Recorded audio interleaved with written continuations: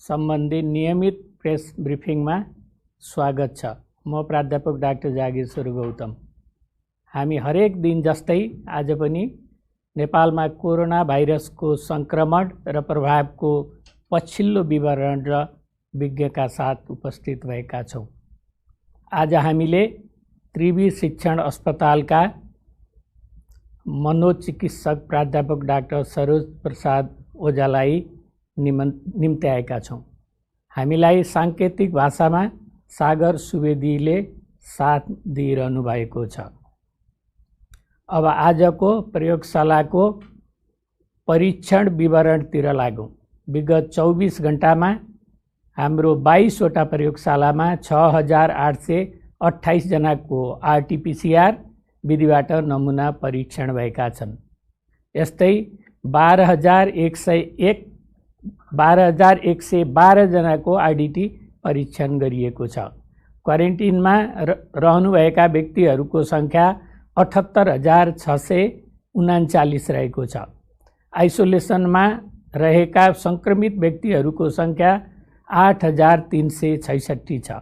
कोभिड-19बाट सङ्क्रमण मुक्त भई गत 24 घण्टामा डिस्चार्ज हुनेहरूमा जलेश्वर अस्पताल महोत्तरीबाट 1 महिला 18 पुरुष, कोभिड अस्पताल सपाई जनकपुरबाट 20 पुरुष, सिन्धुली अस्पताल सिन्धुलीबाट 3 पुरुष, भरतपुर अस्पताल नवलपरासी पूर्वबाट 1 पुरुष, नवलपरासी पश्चिमका 2 पुरुष, चितवन जिल्लाबाट 5 महिला 13 पुरुष, कपिलवस्तु जिल्लाबाट 1 महिला, बीपी कोइराला स्वास्थ्य विज्ञान प्रतिष्ठानबाट झापाका 4 पुरुष, मोरङका 18 पुरुष, सुनसरीका 1 महिला 4 पुरुष, तेह्रथुमका 1 पुरुष, दमौली अस्पताल तनहुँबाट 1 पुरुष, धौलागिरी अस्पताल बागलुङबाट 4 पुरुष, गोर्खा अस्पताल गोर्खाबाट 1 पुरुष, जीपी कोइराला शुक्ला गण्डकी अस्पताल तनहुँबाट 6 पुरुष, कालिका अस्पताल स्याङ्जाबाट 10 पुरुष। आजको डिस्चार्ज हुनुहुने महिला 8 र पुरुष 106 गरी जम्मा 114 जना। आजसम्म डिस्चार्ज हुनुहुने जम्मा महिला 197 र पुरुष 2141 गरी जम्मा 2338 जना डिस्चार्ज हुनुभएको छ। अब विस्तृतमा विवरण प्रस्तुत गर्न चाहन्छु। 2वटा कल सेन्टरबाट हामीलाई 790वटा कल प्राप्त भएका छन्। हाम्रो स्वास्थ्य एप्लिकेसन डाउनलोड गर्नेको सङ्ख्या 1,53,510 र सक्रिय प्रयोगकर्ता 89,404 हुनुहुन्छ। जम्मा इन्ट्री गरिएको सङ्ख्या 65,838 र आज 150 छ। रेड जोनमा परेको सङ्ख्या 509 छ। त्यसमध्ये आज 1 जना हुनुहुन्छ र उहाँ ललितपुरको हुनुहुन्छ। हाम्रो वेबसाइट हेर्नेको सङ्ख्या 27,76,477 छ र हाम्रो भाइबर ग्रुपमा जोडिनेको सङ्ख्या 3,86,990 छ। आरटीपीसीआर नमुना सङ्कलनको नतिजा अनुसार आज सङ्क्रमित हुनुहुने व्यक्तिहरूको विवरण यस प्रकार छ। बीपी कोइराला स्वास्थ्य विज्ञान प्रतिष्ठान धरान प्रयोगशालामा झापाका 10 जना पुरुष, कोशी अस्पताल विराटनगर प्रयोगशालामा सुनसरीका 1 पुरुष, प्रादेशिक जनस्वास्थ्य प्रयोगशालामा झापाका 1 पुरुष र मोरङका 1 पुरुष, गजेन्द्र नारायण सिंह अस्पताल राजविराज प्रयोगशालामा सप्तरीका 1 महिला र 5 पुरुष, प्रादेशिक जनस्वास्थ्य प्रयोगशाला जनकपुरमा धनुषाका 3 महिला र 17 पुरुष, महोत्तरीका 2 महिला र 10 पुरुष र सर्लाहीका 1 पुरुष हुनुहुन्छ। यस्तै राष्ट्रिय जनस्वास्थ्य प्रयोगशाला टेकुमा अछामका 10 पुरुष, बैतडीका 1 महिला र 3 पुरुष, बाजुराका 7 पुरुष, डोटीका 10 महिला र 38 पुरुष, कैलालीका 9 महिला र 39 जना पुरुष, कञ्चनपुरका 16 महिला र 69 पुरुष, पर्वतका 1 महिला र 1 पुरुष, रौतहटका 9 महिला र 35 पुरुष र सर्लाहीका 5 महिला र 15 पुरुष हुनुहुन्छ। यस्तै शुक्रराज टपिकल तथा शरीर रोग अस्पताल प्रयोगशालामा धादिङका 2 पुरुष, काठमाडौँका 1 पुरुष हुनुहुन्छ। भरतपुर अस्पताल प्रयोगशालामा चितवनका 1 पुरुष, तनहुँका 1 पुरुष र नवलपरासी पूर्वका 3 महिला हुनुहुन्छ। किर्जन्न रोग अनुसन्धान तालिम केन्द्र हेटौँडा प्रयोगशालामा नवलपरासी पूर्वका 2 पुरुष र पाल्पाका 14 पुरुष हुनुहुन्छ। पाटन अस्पताल ललितपुरमा भक्तपुरको 1 महिला हुनुहुन्छ। वीर अस्पताल काठमाडौँ प्रयोगशालामा अछामका 1 महिला र 12 पुरुष हुनुहुन्छ। त्यस्तै पोखरा स्वास्थ्य विज्ञान प्रतिष्ठान प्रयोगशालामा गोर्खाका 2 पुरुष, कास्कीका 4 पुरुष हुनुहुन्छ। प्रादेशिक जनस्वास्थ्य प्रयोगशाला पोखरामा बागलुङका 9 पुरुष, गोर्खाका 1 पुरुष, कास्कीका 3 महिला र 2 पुरुष, लमजुङका 1 महिला र 4 पुरुष, पर्वतका 1 महिला र स्याङ्जाका 2 महिला र 5 पुरुष हुनुहुन्छ। प्रादेशिक जनस्वास्थ्य प्रयोगशाला रूपन्देहीमा गुल्मीका 5 पुरुष, कपिलवस्तुका 1 पुरुष, पाल्पाका 1 पुरुष र रूपन्देहीका 1 महिला हुनुहुन्छ।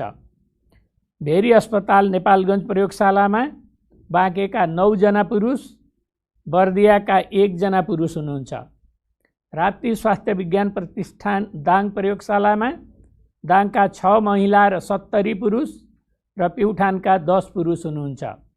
यस्तै गरी सुर्खेत प्रादेशिक अस्पताल प्रयोगशालामा जाजरकोटका 1 पुरुष, सुर्खेतका 3 महिला र 11 पुरुष, दैलेखका 4 पुरुष र कालीकोटका 1 पुरुष हुनुहुन्छ।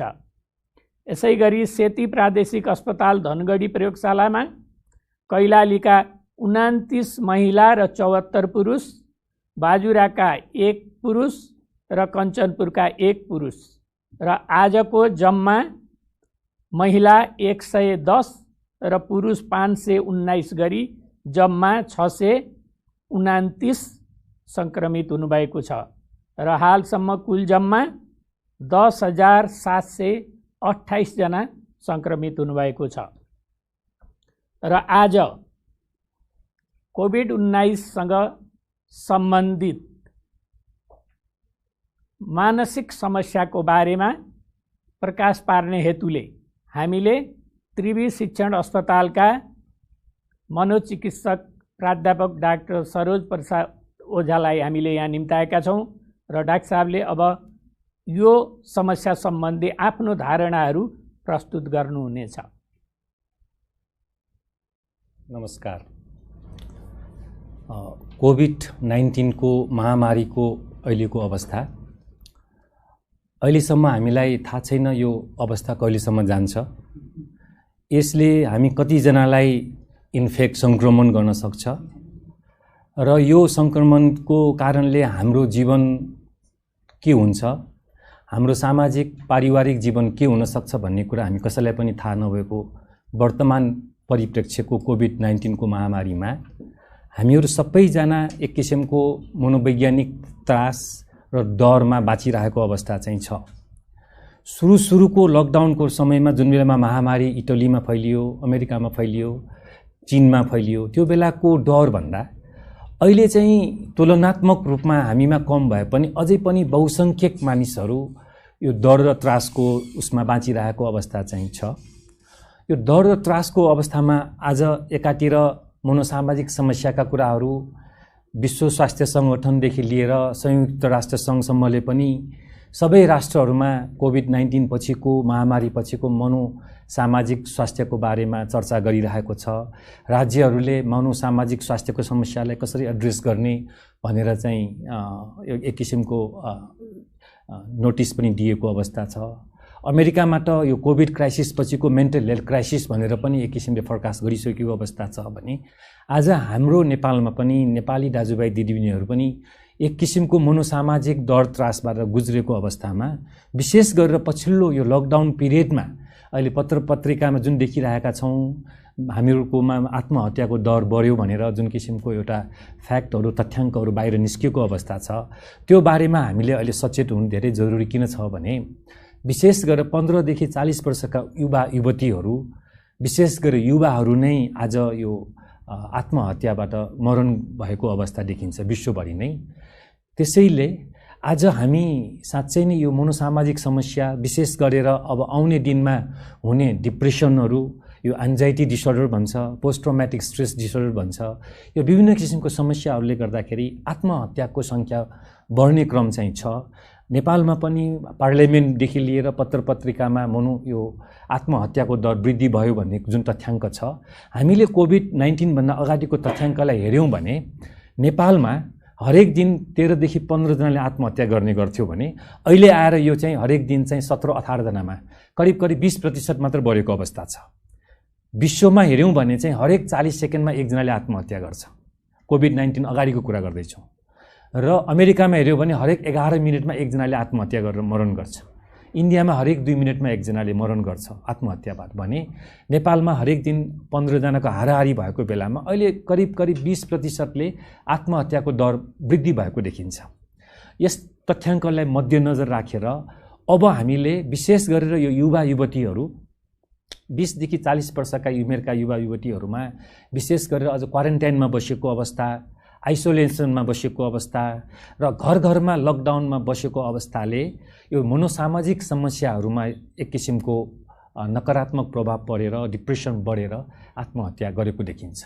किन मानिसले आत्महत्या गर्छ त? मानिस किन आत्महत्या गर्न प्रेरित हुन्छ? हामीले तथ्याङ्कलाई, वैज्ञानिक तथ्याङ्कलाई मान्ने हो भने विश्वमा यति धेरै आत्महत्या भइरहेको अवस्था र आज कोभिड-19 को महामारीले गर्दाखेरि हामीहरू विभिन्न आर्थिक समस्यामा छौँ, सामाजिक समस्यामा छौँ, पारिवारिक समस्यामा छौँ। कति हामीहरू चाहिँ ले आफ्नो आफन्तहरू गुमाएको अवस्था छ, कतिजनालाई आर्थिक समस्याले पिरोलीको अवस्था छ र कतिजना चाहिँ विभिन्न ठाउँमा अप्ठ्यारो अवस्थामा बसिरहेको अवस्था छ। यी विभिन्न कारणले गर्दाखेरि मानसिक तनाव झेल्न नसकेर मनोविज्ञानको पोइन्ट अफ भ्यूले हेऱ्यौँ भने चाहिँ हामीले यो तनावलाई जुन किसिमले वहन गर्नुपर्ने हो, कतिपय हाम्रा दाजुभाइ दिदीबहिनीहरूले एक किसिमको मनोविज्ञान कमजोर भएर भनौँ, एक किसिमको उहाँहरूमा डिप्रेसन बढेर भनौँ, अथवा कतिपय मान्छेलाई यो विभिन्न किसिमका तनावहरूलाई झल्न नसकेर आवेशमा आएर कसैको चाहिँ रिलेसनसिप ब्रेक भएको हुनसक्छ, कसैलाई एकदम ठुलो आर्थिक समस्या भएको हुन्छ। यो आवेशमा आएर मनोविज्ञानमा के भइदिन्छ भन्दाखेरि एक किसिमको हेल्पलेस, होपलेस भन्छ। जीवन बाँच्नुको कुनै सार्थकता छैन, म बाँचेर नि के गर्न सक्छु, म अब यो पृथ्वीको भार भइसकेँ, म मर्यो भने बरु मेरो परिवार, मेरो समाजलाई केही भार पर्दैन कि भन्ने किसिमको एक किसिमको एउटा मनोविज्ञान, नेगेटिभ मनोविज्ञान भनौँ, जसको कारणले गर्दाखेरि कति मान्छेहरूले यो कुराहरू आफन्तहरूसँग प्रकट गरेको हुन्छ कि अब उसले एउटा किसिमको सिग्नल दिएको हुन्छ, लक्षणहरू दिएको हुन्छ कि मलाई बाँच्ने रहर छैन, म बाँच्नुको सार छैन। अथवा कोही कोही मानिसहरूले त आत्महत्याको सोच आएपछि तयारीहरू गर्छन्, औषधिहरू, कीटनाशक औषधिहरू किन्न जान्छन्, अथवा चाहिँ डोरीहरू झुन्डिएर मर्नको लागि डोरीहरू किन्न जान्छन्, अथवा विदेशतिर त युरोपहरू, अमेरिकातिर त गनहरू, बन्दुकहरूको सहायता पनि लिने गरेको देखिन्छ। त्यसैले हामी, हाम्रा नेपाली दाजुभाइ दिदीबहिनीहरू विभिन्न कारणले हाम्रो मनोविज्ञानमा उत्पन्न भएका यस्ता किसिमका नकारात्मक कुराहरूले गर्दाखेरि आवेशमा आएर साँच्चै नै मृत्यु नै मेरो लागि यो अल्टिमेट उपाय हो भनेर सोचेर जब यस्तो किसिमको बानी बेहोराहरू हामीले देख्छौँ, आफन्तहरूले देख्नुहुन्छ, साथीभाइहरूले देख्नुहुन्छ, एकान्तमा बस्ने, एक्लै बस्न रुचाउने, जहिले पनि नकारात्मक कुराहरू गर्ने, अनि सायद म मर्यो भने चाहिँ मेरो परिवार समाजलाई सुख हुन्छ भन्ने किसिमको विभिन्न किसिमको एउटा सुसाइडल थट्सहरू भन्छ, एउटा परिसूचकहरू, यो आत्महत्याभन्दा पहिला आउने जुन किसिमका यो परिसूचकहरू हुन्छ, यस्ता कुराहरू हामीले देख्यौँ, भोग्यौँ। हाम्रा क्वारेन्टाइनमा बस्ने हाम्रो दाजुभाइ दिदीबहिनीहरूले एक्सप्रेस गरेको खण्डमा अथवा हाम्रा परिवारका सदस्यहरूले थाहा पाएको खण्डमा हामीले के बुझ्नुपर्छ भने यो मनोविज्ञान कमजोर त केही समयको लागि मात्र हो, क्षणिक हो। यो क्षणिक टाइममा भएको मनोविज्ञानले मान्छेको ज्यानै लिने, आवेशमा आएर ज्यानै लिने हुनसक्ने भएको हुनाले हामी यसप्रति सतर्क हुनुपर्छ। हामीले यसप्रति चाहिँ विशेष रूपमा के ख्याल गर्नुपर्छ भने हाम्रा यी दाजुभाइ दिदीबहिनीहरूलाई एक किसिमको एउटा सान्त्वना दिनुपर्छ। उहाँहरूको मनमा उब्जेका तनावहरू जसको कारणले उहाँले आफ्नो तनावलाई वहन गर्न नसकेको अवस्था, वहनै गर्न नसकिकन चाहिँ आत्महत्या रोज्ने सम्मको विचार उत्पन्न भएको अवस्थामा उहाँहरूको विचारहरू प्रकट गर्न दिएर, उहाँहरूले बोल्न दिएर, उहाँहरूको मनको कुराहरू बाहिर निकाल्न दिएर, अनि सकिन्छ भने उहाँहरूलाई चाहिँ अरू नजिकका चिकित्सक हुनसक्छ, मनोचिकित्सक हुनसक्छ, मनोविद काउन्सिलिङ गर्ने ठाउँ हुनसक्छ, ती विभिन्न ठाउँहरूमा कनेक्सन गराएर उहाँहरूलाई चाहिँ एक किसिमको एउटा काउन्सिलिङ विधिबाट, मनोचिकित्सकीय विधिबाट चाहिँ उपचार गर्न सक्यो अथवा काउन्सिलिङ गर्न सक्यो भने पनि हामीले यो आत्महत्याको सोचहरूलाई कम गरेर चाहिँ आत्महत्या हुनुबाट बचाउन सक्छौँ। र अर्कोतिर यो क्षणिक समय हुनसक्छ। अघि हामी भन्यौँ कति समय लाग्छ थाहा छैन, तर अहिलेसम्मको अनुभवमा हामी के देखिरहेछौँ, नेपाल चाहिँ धेरै लक्की के कुरामा छ भने हामीमा भएका भाइरसहरूले त्यति धेरै ज्यान लिएको अवस्था छैन। हामीमा भएको संस्कार, रेजिलियन्स भन्छौँ, भूकम्पपछि 72 सालको भूकम्पपछि पनि नेपालमा धेरै मनोसामाजिक समस्या बढ्छ भनेर विज्ञहरूले फोरकास्ट गरेका थिए। विभिन्न किसिमको depression, post traumatic stress disorder जस्ता रोगहरू बढ्छ भनेको थियो, तर बढेन। त्यो किन बढेन भन्दा हामीहरूको रेजिलियन्स पावर, हामीहरू रोगसँग लड्न सक्ने क्षमता, रोगसँग लड्न सक्ने हाम्रो संस्कार, हाम्रो संस्कृति, हाम्रो जुन किसिमको एउटा चालचलनहरू छ, एकले अर्कालाई सहयोग गर्ने, यो विभिन्न कारणले गर्दाखेरि भूकम्पपछि पनि यी मनोसामाजिक समस्याहरू कम भएको हामीले ज्ञान प्राप्त गरेका छौँ भने अहिले यो महामारीमा पनि हामी बीचको यो जुन संस्कार छ, जुन किसिमको सद्भाव छ, किनभने यो अहिले दुःखमा परेका हाम्रा नेपाली दाजुभाइ दिदीबहिनीहरू जो आर्थिक रूपले विपन्न छ, जो विभिन्न बेरोजगारीले अप्ठ्यारोमा परेको छ, विभिन्न किसिमको आफ्नो जीवनशैलीमा खानेकुराहरूको अभावमा छन् भने हामीले उहाँहरूलाई चाहिँ सहयोग गर्ने बेला हो, सद्भाव देखाउने बेला हो। त्यसैले मलाई कस्तो लाग्छ भन्दाखेरि मनोचिकित्सकको हिसाबले डिप्रेसन, एन्जाइटी भनेको ठुलो मानसिक रोग होइन। हामीहरूमा एक किसिमको समाजमा यो मानसिक रोग भनेपछि यो रोग निको हुँदैन, अब म केही गर्न सक्दिनँ भन्ने जुन नकारात्मक सोच छ त्यो होइन।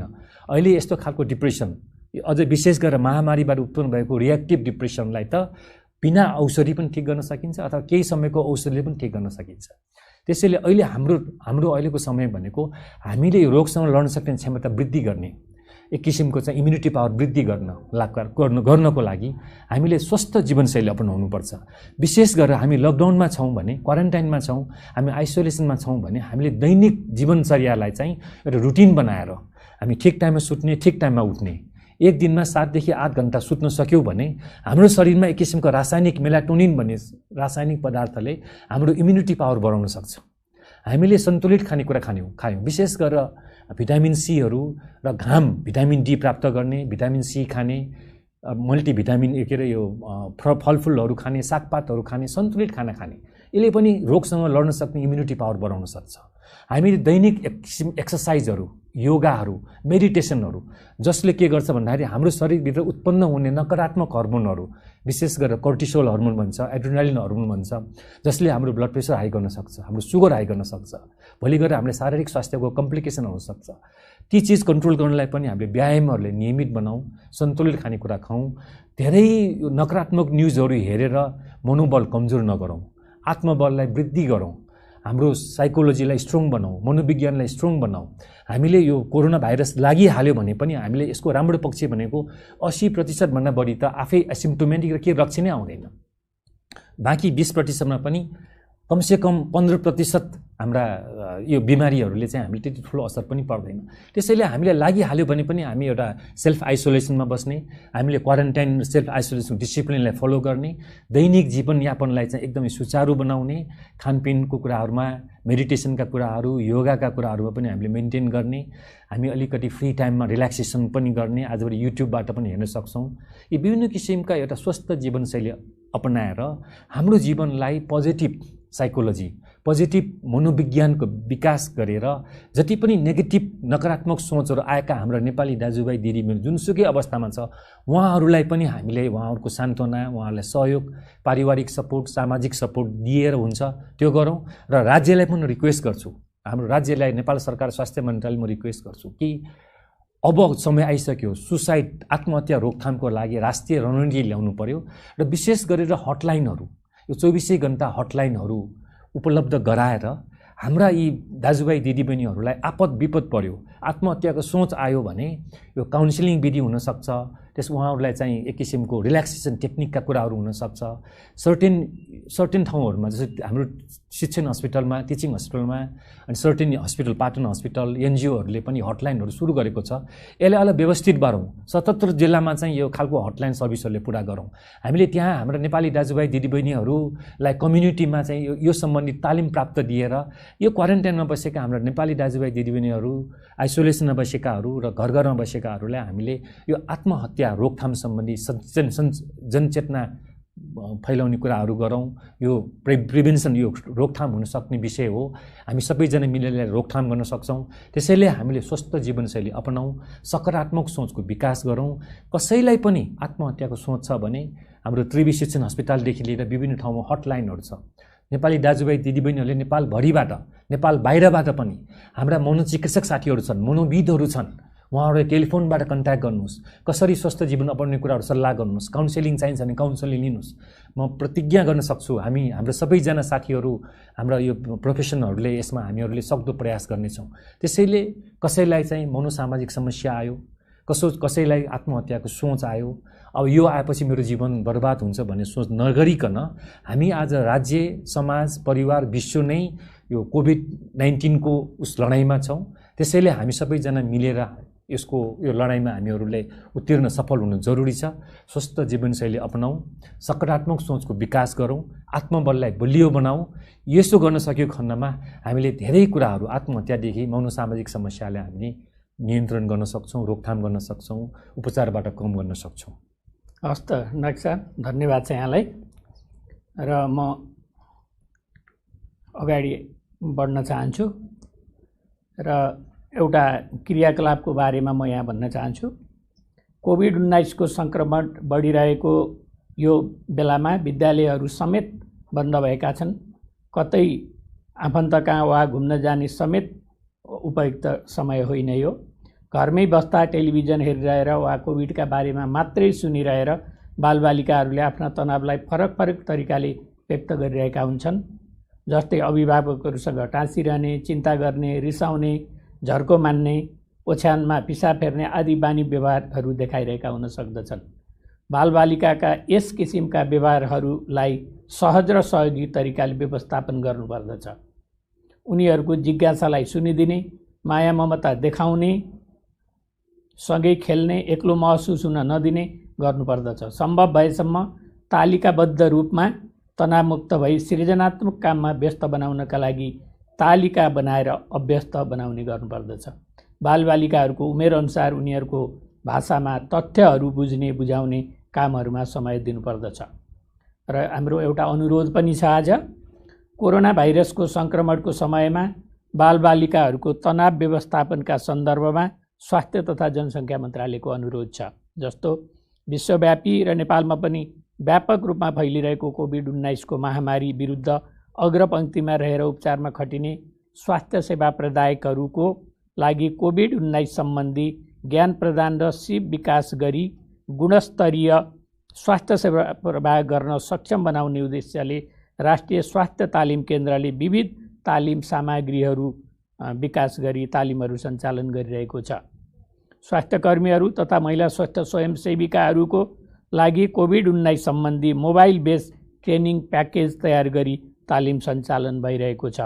चिकित्सक र नर्सिङ स्टाफहरूको लागि covid preparedness and essential critical management training package विकास गरी स्वास्थ्यकर्मीलाई अनसाइट तालिम सञ्चालन भएको छ। काठमाडौँको विभिन्न